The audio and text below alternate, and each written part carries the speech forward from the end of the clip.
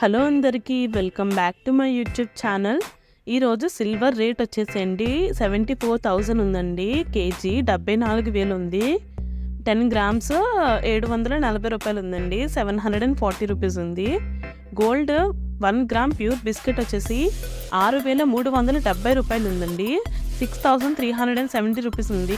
Gold pure biscuit 10 grams వచ్చేసి 63,700 ఉందండి. 63,700 ఉందండి. గోల్డ్ 9161 గ్రామ్ వచ్చేసి 5,835 రూపాయలు ఉందండి. 5,835 రూపీస్ ఉంది.